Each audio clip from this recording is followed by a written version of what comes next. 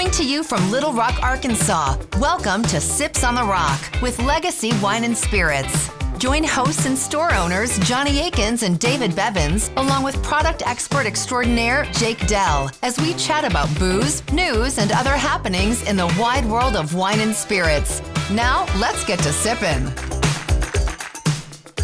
Welcome back, everyone, to Sips on the Rock. Hola, hola. Welcome, welcome, welcome. How's everyone doing out there? Feels like it's been a while since last episode. Maybe a lot has happened. A whole week, yeah. A whole week. Well, anytime legislation's in session, a week can last a month. We're always just on pins and needles, just waiting For bombs to drop. Right. See what brown stuff's rolling down the hill. Well, It's everywhere. so what do we have lined up today? I've been over here working and I have no idea what we're talking about. I'm just going to wing it. Today, we are talking gin. Gin's Day. Gin. Oh, it's Gin's Day. Gin's Day. Monday, Tuesday, Wednesday, Gin's Day. Yeah. So is it true that gin will make you sin? I guess it depends. Yeah, right. So it's a well-known product, worldwide. Not particularly one of my go-to styles or spirits rather, but there are some really interesting, exciting things happening in the world of gin. It's kind of rare to meet somebody who they're like, "Oh, gin is my absolute favorite," But those people are out there. Yeah, definitely. And innovation across all fields of spirit, alcohol spirits, has not escaped gin. There's all kinds of stuff happening. But back to the origins of gin. It was the origins. The origins. As with many things back, hundreds of years ago, it was medicinal. Came from Genevieve. It was a Genevieve. Yeah. Genevieve. Medicinal, like things like cocaine were also medicinal. Right. Yeah, right. Just put Take some cocaine, it'll fix you right up. But used to be made by monks and alchemists across Europe, from Italy to the Netherlands, and it's been around for ages and ages. Typically of juniper berries. That's the pininess. I'm gonna let you talk before I jump in and be like, actually, no. Well, I'll just stop there. Yeah. No, you're right. Genever is an old English word where it came from, Genever, and that was shortened to gin. A lot of people don't think of it this way, but gin, it's really a vodka. It's a flavored vodka, Right. It's a neutral distilled spirit, flavorless spirit that then you redistill and add flavor to. And the number one flavor in gin is juniper. They're called juniper berries. Actually, not a berry. It's a conifer that looks like a berry. And it's closely related to spruce because that's the only other conifer.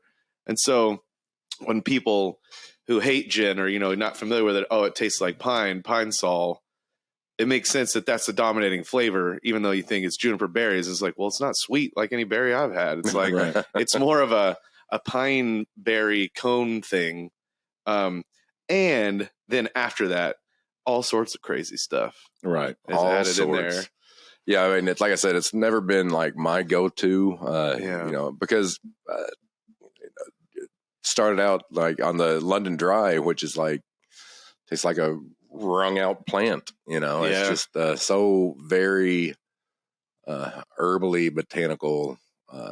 Botanical is a word that is very associated with gin. Yeah, you see that on almost every gin label. Mm-hmm. Well, herbs and botanicals, and along with the innovation, they're using different botanicals. Sure, right.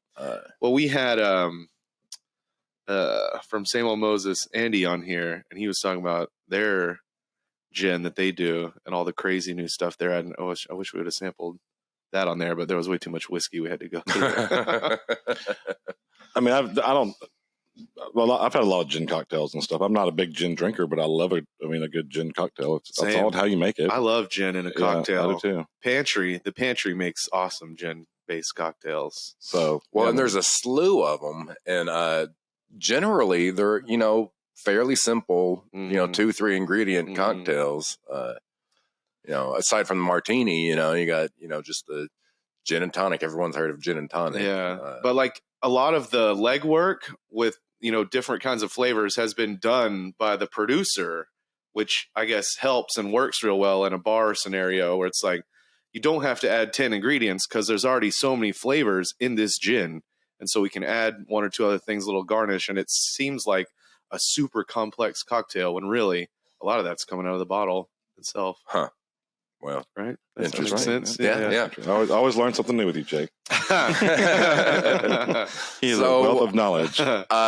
Different styles of gin. I mentioned London Dry. That's the most common, I'd say, across the board. It doesn't have to be made in London, of course, like you see some things. Well, and I had that in my notes to mention. There is no designation for gin. Right, it can be made anywhere in the world. It's not like tequila. Pretty fast and loose with the scotch. rules. Yeah. And you can make it out of anything, like the base grain or whatever. You can make gin out of grapes if you wanted to. That's why it was so popular during Prohibition here in the States.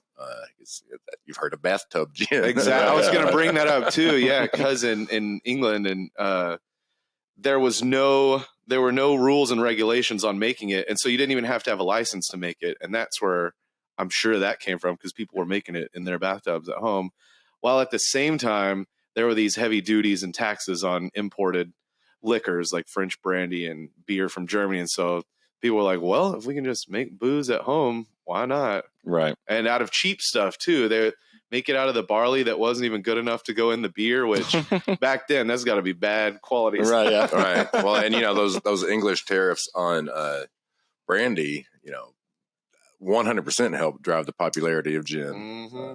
And it became the spirit of England. Of England, yeah. And, another thing I ran across that was pretty interesting, back when India was a territory of the United Kingdom, gin and tonics got so popular because the quinine in tonic helped fight malaria.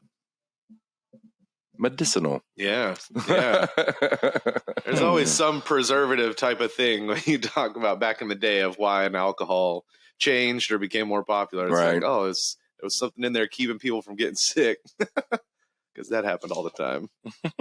So speaking of cocktails and quinine and all that, you got some tonics out there. This little doodad here, Blur. He was saying, I got to go grab something. I was like, what are you talking about? Slurring your... Not having a stroke. It's butterfly pea extract. It's a flower extract. We're going to have butterfly urine. Butterfly urine. PEA. Not PEE. Butterfly pea. Just a little dab. But anyway, you put that in a gin drink, and then if you add an acid, such as lemon or lime or the quinine, it changes colors. So you go from blue to bright pink. Yeah. I want to see it happen. I guess we could have. Well, I mean, we've got glasses, we've got gin, we've got it all here. Yeah. We have a camera too. So we can show folks. Fun story. Go ahead. One of the famous gin cocktails is the Singapore Sling. Yeah. Originated at the Long Bar at the Raffles Hotel in Singapore. And I actually happen to have had a Singapore Sling at the Long Bar at the Raffles Hotel in Singapore. It was a really, really cool experience. It's a big, grand, old hotel sitting out on the patio at the Long Bar, fedora and cigar and a Singapore Sling. It was pretty cool experience. So this Roxor, we have in our glass Roxor, Roxor Artisan Gin. I bet it says botanical on here somewhere. Artisan. Our deft balance of fresh citrus and exotic botanicals deliver a reserve of a gin of exquisite fragrance and delicate finish. Blah, blah, blah, blah, blah, blah, blah. Made in Texas. With Arkansas ties, though. Yeah. There is a tie to Arkansas here, so it's one of the ones that's been a legacy push. We try to help our local folks push it's the brands. It's a fine quality gin in a really cool looking bottle. It is, and I like it. It's not so juniper-y. I remember on launch, it was hailed as one of those gin for maybe a non-gin drinker. Right. Totally. And I love the smell of this one. And you're right. It's not got normal gin. Juniper's Like, there, but it's yeah. not dominating. Right, yeah, There's a right. lot of citrus going on. This one definitely lends a little sweet. My favorite gin style is Old Tom. So what are we doing with this? Does it have a flavor to it? It's got It's a just- color. So it's basically just It's a little dropper full. Put some drops in your glass. it Shake it doesn't around. change the flavor of it. I don't believe it does.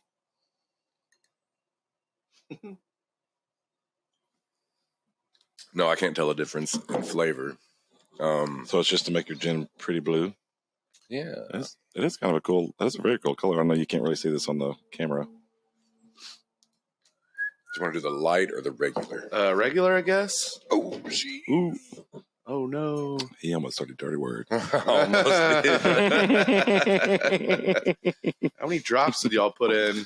I Two put or like three, didn't? I put like a Four, few. maybe? And he put, Okay.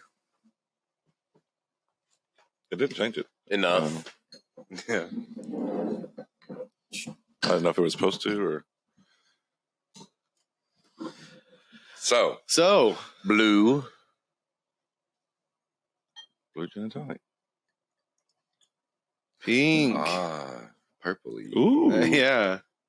So, yeah, cool. definitely Change a it. color change. Oh, that's cool.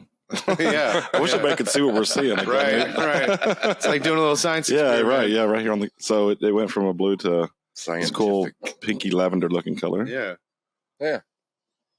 Cheers to science. Cheers. Yeah. And that's a really good gin and tonic. Warm. Very Yeah, good. but yeah, could stand to be a little colder. Yeah. I did not bring a shaker Good, and ice. good flavors though. Yeah, very tasty. You know how we have to always tie everything into beer on here, Right. but funny enough, every now and then you'll see a gin barrel aged beer. And Josiah Moody of Moody Brews, check out Moody Brews. He hasn't reopened yet, but he has his space and he got his fermenters the other day. So Ooh, be on the Nice, lookout Nice. for Moody Brews to be back in Cool. Arkansas again. I'm so excited. Definitely is looking really forward awesome. to that. But he had his saison that he aged in gin barrels, and it was freaking tastic. Oh, really? Yeah, Wow. That ties into what we're talking about. yeah. Yeah. Everything ties into booze. Yeah. So speaking of Blur. aging, I'm so. It's so funny because I've never really think about buying a bottle of gin or anything, but I could totally sit in there on my back porch and drink this. This is awesome. It's very refreshing. Mm-hmm. well, and it's coming upon that patio sitting time I figured of it was a year. good time to talk about gin. Yeah, it's a springtime drink to me in my mind. Yeah. Get out As in the weather gets warmer. sunshine. Yeah. Brunching it up. Yeah. So excited about spring being on the way. Yeah, me too. This has been a very long winter. With It seems not to enough me. snow. No. Yeah. Got ice. Yeah. But But yeah, what you got over there?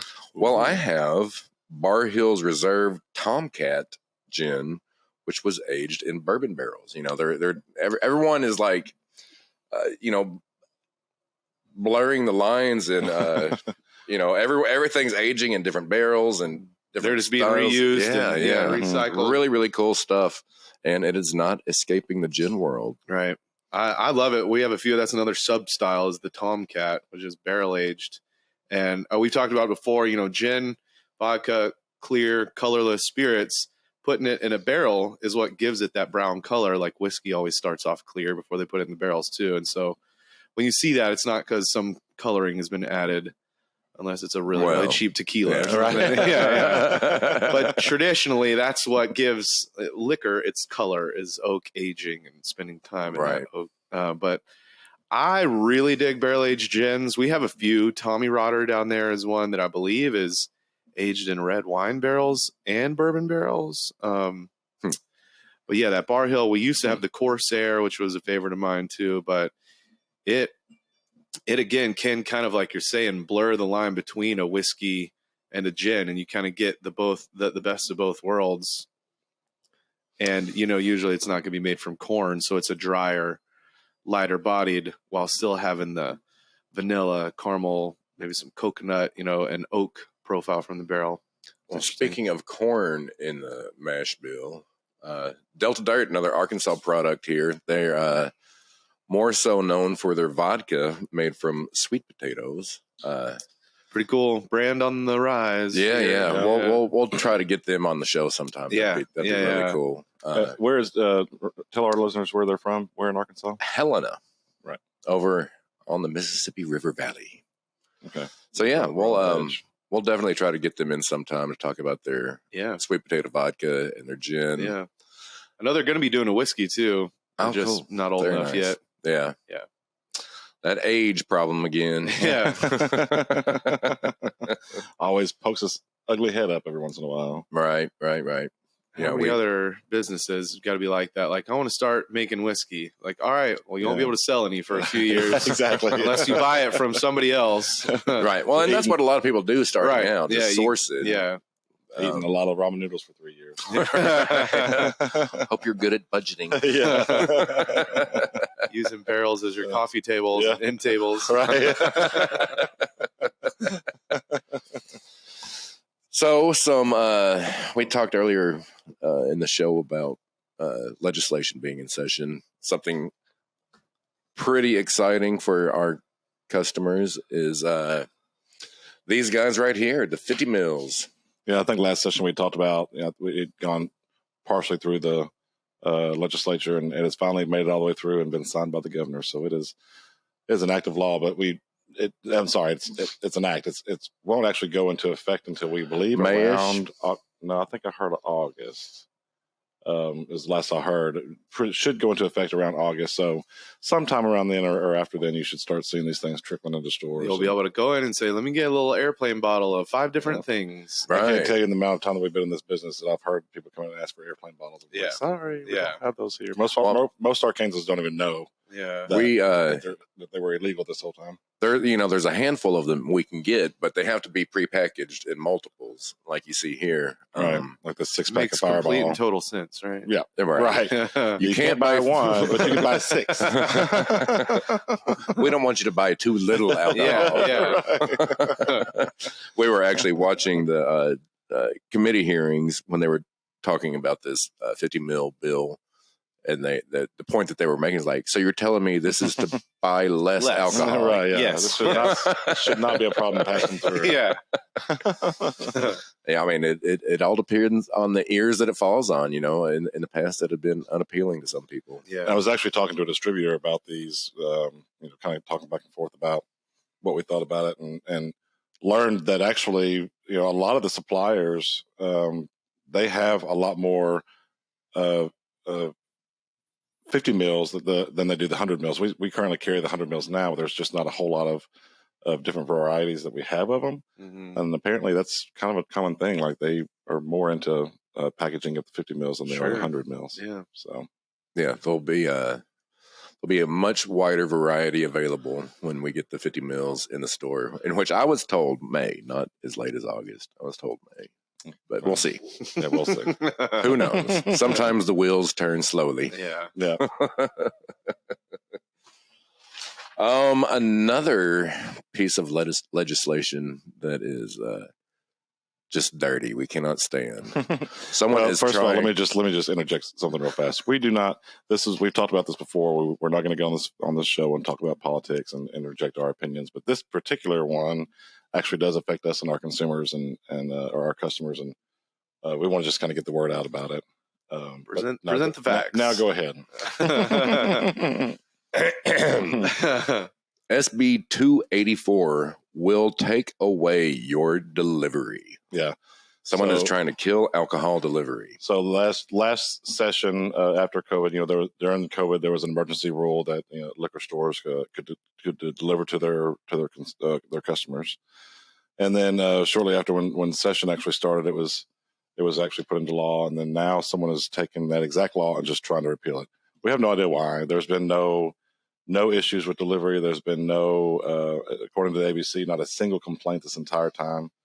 So we don't really know that, obviously politics are politics. There could be some kind of underlying reason. We don't really know that there's mudslinging. Exactly. A little mudslinging going on.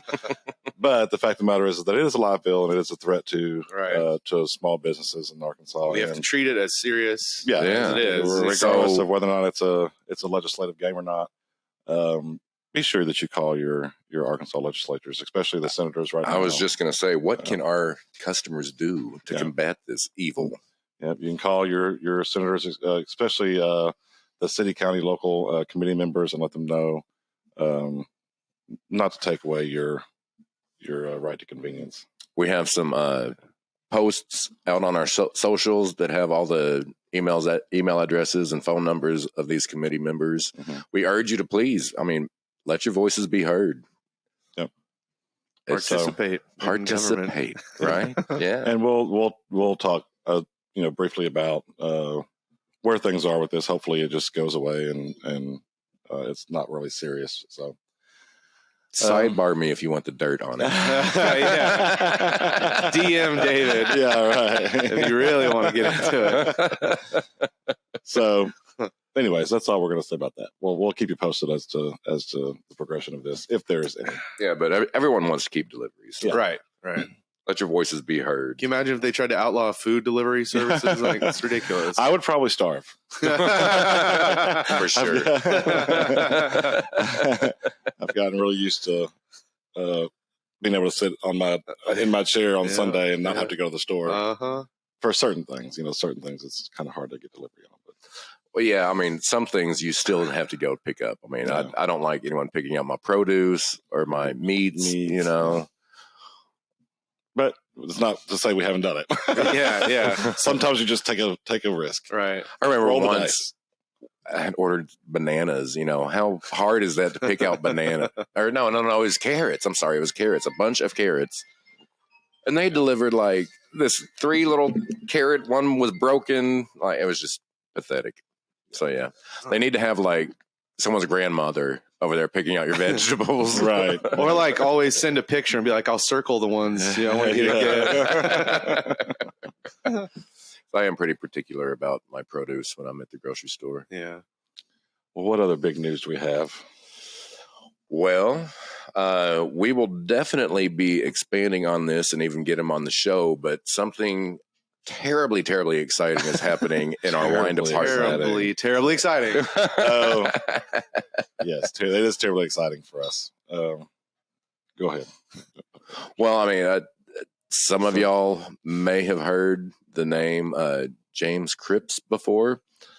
Some of you may have not, but fear not, you will get your chance to meet him here in Legacy as as our newest staff member. James has been in the industry for a very long time. He probably would not appreciate me saying how many years. But he's been around. He's been around for a long time and is very highly educated in wine. So we are super excited to over the moon. Yeah, over the moon. Excited about having him down on the floor, working with our customers, educating not only our customers, but the rest of us. There's a lot we can learn from James Cripps. Yep. So maybe even me. Yeah, maybe. I don't know. You do everything.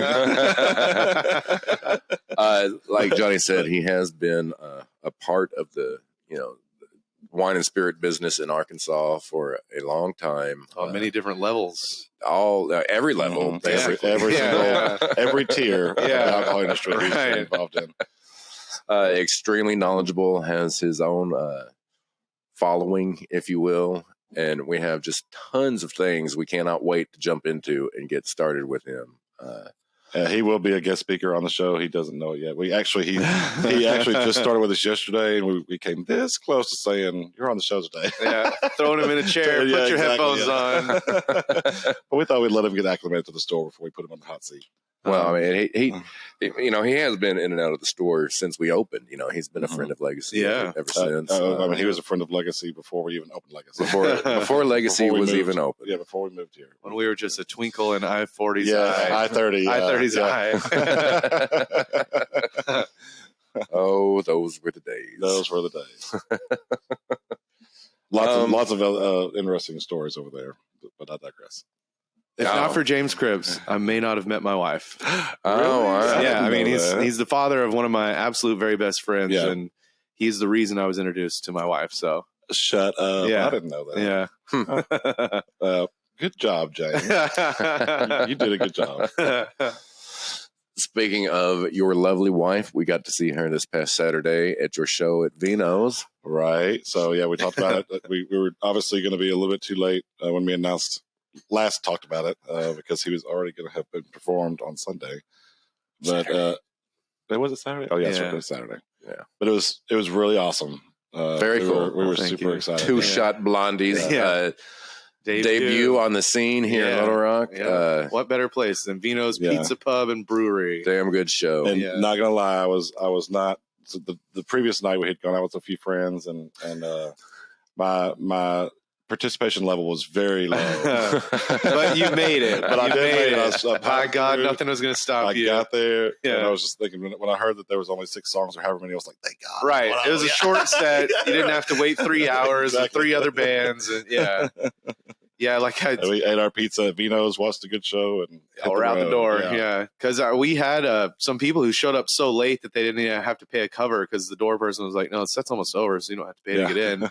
But they're like, "Oh, I figured we'd have so much time." Like, well, if you're used to seeing me, you're used to seeing me for 3 hours up on the stage. Like, this is a little bit different. We're still a new band. We have a 45-minute set, so we'll be adding more and so. That's typically what you play when you play at a gig, like that, because there's 2 or 3 other bands. Everybody gets 45 minutes and then 15 minutes breakdown set up for the next band. I have not heard the story about how you guys met her and where she came to play. And so she is one of the best friends of my wife. I did not know that. So they went to college together, were in the same sorority, and Emily, our lead singer, moved away to Texas, and then she met or reconnected with her husband down there, and then because he's from Little Rock too, they both moved. Right. He's with Lost 40 now. Yes, he's a beverage director for Yellow Rocket. And oddly enough, he's from Arkansas, but we didn't meet him in Arkansas. We met him in Texas when we went to go visit Deep Eddy. Yeah. So he was running the Deep Eddy bar for a while. Mm-hmm. But so she moved back to town, and Zoe had shown me. She's like, "Oh yeah, one of my best friends. She's a really good singer too." And I was like, "Man, this was a few years ago." And I was like, "I'd love to do a gig with her, collaborate on a song." And she moved back, and she happened to come catch our show at 4 Quarter. You remember? Yeah. That Thanksgiving, and she saw us. Jesse plays drums. Jesse's plays drums in this band. She was like, "Wow, would y'all want to be in a band?" And we're like, "Yeah, totally. Let's do it." So she didn't just jump up on the stage and just start singing. No, she could have. I'm sure. Well, that's awesome. It was a really cool show. Yeah, had lots of fun. Everything went super well. I will say it was weird seeing Jake share center stage. I know, not even be on center stage. Yeah, can you believe it? I know. I do have a modest, humble bone in my body. Every now and then. Do you? I don't have to be the center of attention all the time. Do you not? I let you sit in the middle, right? That's true. Yeah, but who's on the logo? That's true. Yeah. Who's in the middle up here? Oh, Jake, we love you so. So when is the next Juicebox show? I don't know. Yeah. Go like Juicebox Jake and the Lunchables pages on Facebook. Okay. Y'all have any video or anything out there? Of, yeah. Oh, I'm sorry. The Lunchables. I was actually thinking about Two Shot Blondie. Yeah, there's videos out there. Nothing professional. Just some people's, wives doing some. So it's out there. We haven't put anything. It's still young. We haven't released an album yet. No MTV quality videos. Right. Portraits. Is that even still a thing? I don't even know if they make music videos. Oh yeah. I haven't seen a music video. You just watch them on YouTube instead. Now. Oh, okay. Well, then it's not an MTV video. Correct. It is not an MTV video. MTV doesn't play videos anymore. MTV is just reality shows. Reality shows now. Yeah. It's like music TV that knocked up teenagers and whatnot. Oh Lord! Oh Lord! Next, quality programming. Yeah, but RuPaul is on there now. Yeah. Yep, that's a good one. Well, let's make sure we have 1 minute left to squeeze out any new information that we want to discuss. Jake, What you got on your brain? Just ramble on about gin some more. Don't skip the gin on. I will say that that coming up in these next few weeks, next few episodes, we are going to have more guests on. So get ready for that. We're going to have some people with some more product specific stuff. That's cool stuff that's coming in or is about to come in. We really hope to get Ben Bell on and talk about sake soon. And everything starts getting amped up, the first couple of months of the year, obviously. It's a slower time. We're exhaling from the holidays. Yeah, everybody's exhaling, and we have to get through this whole dry January BS. We do not support dry January. We do not support dry January. Speaking of things amping up in the beginning part of the year, our viewership is up hundreds and hundreds of people. Is it? It is. It really is. That's good to know. Yeah. I just figured I wouldn't check. Out of sight, out of mind. Exactly. Not obsess over The each fan new mail listener. coming in. I'll show y'all some numbers after we get off the air. Well, man, thanks for everybody out there. Yeah, keep telling your friends and keep listening. We love it. We didn't know people were actually watching. Like, share, interact with us. Yeah. We're here. I mean, that's what we're here for. I feel very blessed to be able to do this on the clock. Yeah, right. It's very fun. It's super fun. You talked to Andrew. I'm sure it comes across just a little bit too for people listening. All right. Well, we're not just, this isn't a chore to do. We love doing this. We do. Definitely. And so support us, keep us on the air. Yeah. Like us, follow us, share, smash that like button, hit subscribe. And come in and see us. Yeah. Most importantly, come in and see us. And, another call to action again, contact these senators. Let's keep deliveries legal. Yep. That's, all right, folks. Muy importante. We'll see you on the next one. Keep on sipping. Keep on sipping.